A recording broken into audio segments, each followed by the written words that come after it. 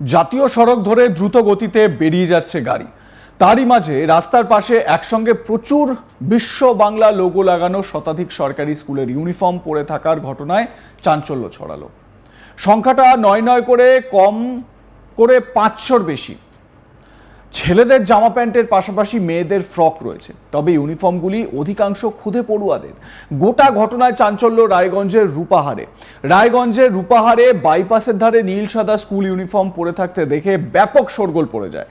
ঘটনার কথা জানতে পেরে ছুটে আসেন তৃণমূল নেতা সুব্রত দেবপাল ও গ্রাম পঞ্চায়েতের সদস্যার প্রতিনিধি নূর আলম সহ অন্যরা। আগে আপনাদের দেখাই কিভাবে স্কুল ড্রেসগুলো রাস্তার ধারে পড়ে রয়েছে, দেখুন।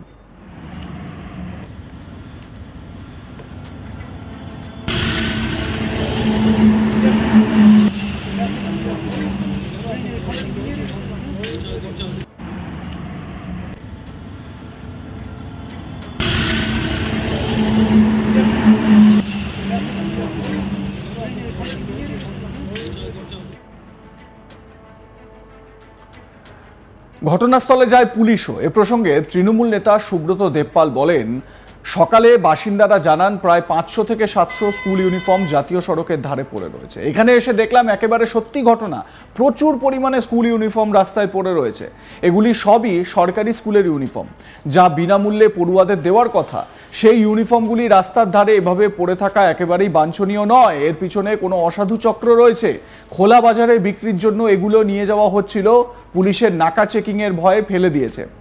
এই ঘটনার তদন্ত হওয়া উচিত এবং শীঘ্রই প্রশাসনিক পদক্ষেপ গ্রহণ করা উচিত। তৃণমূল নেতা সুব্রত দেবপাল কি বলছেন শোনাবো আপনাদের। এখানে দেখতেছি আমি আসে যে অনেক লোকজন, তারপরে দেখতেছি যে স্কুলের ড্রেস অনেকগুলা পরে আছে। তো পুলিশও ছিল, মিডিয়া ছিল, তারা ছবি টবি করলো, কিন্তু এইভাবে এই পোশাকগুলা ফেলে দেওয়াটা, যারা ফেলছে তারা ফেলে দেওয়াটা ঠিক করেনি, গরিবদেরকে দিয়ে দিত। এই যে ফেলে দিয়ে গেছে, মানে দেখা গেছে কারা ফেললো না, ওটা তো আমি দেখি নাই। এই জায়গাটা কোথায়? এটা রূপাহার জায়গা, পঞ্চায়েত কি আছে? 11 নং বীরগই। এখন এই যে এই ধরনের জামা কাপড় পরে আছে, কি বলবেন? এটা খুব খারাপ করছে, যারা ফেলে দিচ্ছে এটা খুব অন্যায় করছে, তারা এটা ঠিক করেনি। অন্যদিকে বীরঘই গ্রাম পঞ্চায়েত প্রতিনিধি নূর আলম বলেন, ছেলে মেয়েরা কাকুতি মিনতি করে ইউনিফর্ম পাচ্ছে না, সেখানে রাস্তায় পড়ে রয়েছে নতুন ইউনিফর্ম। কোনো অসাধু চক্র এর পেছনে রয়েছে বলেই মনে হচ্ছে, বিষয়টি খতিয়ে দেখা হবে। দেখুন কিভাবে রাস্তার ধারে ইউনিফর্ম পরে রয়েছে। যেটা তৃণমূল নেতা বলছেন যে ইউনিফর্মগুলো সরকারি স্কুলে পড়ুয়াদের বিনামূল্যে তাদেরকে দেওয়ার কথা ছিল, কিন্তু এই ইউনিফর্মগুলো এখানে ফেলে রেখেছে কেউ বা কারা। পুলিশের নাকা চেকিং চলছিল, নাকা চেকিংয়ে পুরো এই দুর্নীতি ধরা পড়ে যাবে, চক্র ধরা পড়ে যাবে, সেই কারণে এই ইউনিফর্মগুলো রাস্তার ধারে ফেলে পালিয়েছে। পরে পরিস্থিতি বুঝে আবার হয়তো ইউনিফর্মগুলো তারা নিয়ে যাবে, নিয়ে খোলা বাজারে বিক্রি করবে। যে ইউনিফর্মগুলো সরকারের তরফ থেকে বিনামূল্যে দেওয়ার কথা ছিল স্কুলের পড়ুয়াদের, ছাত্রছাত্রীদের, সেটা খোলা বাজারে বিক্রি করা হবে, টাকা দিয়ে কিনতে হবে। ভাবুন কিরকম প্ল্যান। আমার সহকর্মী তন্ময় চক্রবর্তী তার প্রতিবেদনে কি বলছেন এ বিষয়ে শোনাবো। উত্তর দিনাজপুর জেলার রায়গঞ্জে জাতীয় সড়কের ধারে একটি ঘটনায় ব্যাপক চাঞ্চল্য দেখা দিয়েছে সমগ্র উত্তর দিনাজপুর জেলা জুড়ে। প্রাতঃভ্রমণে যখন বেরিয়েছিল সকালে বেশ কিছু সাধারণ বাসিন্দারা, ঠিক তখন দেখে যে জাতীয় সড়কের পাশে, অর্থাৎ রায়গঞ্জের যে রূপাহার রয়েছে, সেই রূপাহারের উপর দিয়ে যখন জাতীয় সড়ক রয়েছে, সেই জাতীয় সড়কের পাশে দেখা গেছে প্রায় 500টার মতো বিশ্ব বাংলা লোগো লাগানো স্কুলের ইউনিফর্ম পরে রয়েছে। এবং সেটা দেখে কিন্তু রীতিমতো কিন্তু অবাক হয়ে যান স্থানীয় বাসিন্দাদের তারা এতটাই হতবাক হয়ে যায় এবং তারা বলেন যে এই এতগুলো স্কুলের ইউনিফর্ম, যেখানে বিশ্ব বাংলা লোগো লাগানো রয়েছে সেই স্কুলের ইউনিফর্ম এখানে যে কীভাবে এলো, সেটা নিয়ে কিন্তু একটা বড় প্রশ্ন দেখা দিয়েছে। অনেকে আবার বলছে যে এর পিছনে কি কোনো অসাধু চক্র রয়েছে। কারণ মানে যে হয়তো এরকমও হতে পারে যে এটা খোলা বাজারে তা আমার একটা অসাধু চক্র তারা বিক্রি করতে যাচ্ছিল, যখন দেখে যে জাতীয় সড়কের ধারে নাকা চেকিং চলছিল, সেই সময় সেখান থেকে তারা বাঁচার জন্য তারা সেই রাস্তার ধারে সেই ইউনিফর্মগুলোর মধ্যে ফেলে রেখে দিয়ে চলে যায়।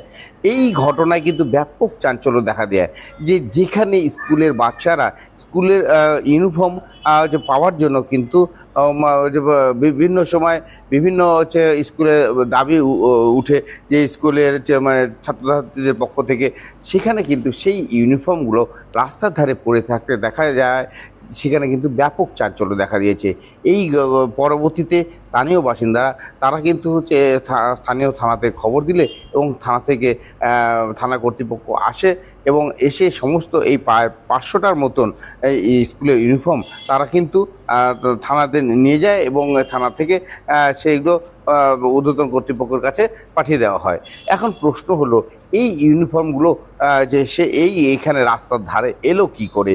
এই ব্যাপারে এই স্থানীয় গ্রাম পঞ্চায়েতের প্রধান থেকে আরম্ভ করে এখানকার স্থানীয় বাসিন্দারা কিন্তু এই নিয়ে কিন্তু ব্যাপক মানে তারা একটা এই ব্যাপারে এর মধ্যেও কিন্তু একটা আলাদা রকমের কিন্তু চক্রান্ত খুঁজে দেখতে পাচ্ছেন। কারণ এর পিছনে একটা বিরাট চক্র থাকতে পারে যে স্কুলের ইউনিফর্ম, এতগুলো ইউনিফর্ম তারা কীভাবে এখানে এলো, এ নিয়ে কিন্তু এখন পুলিশ সমস্ত ঘটনা নিয়ে তদন্ত শুরু করেছে।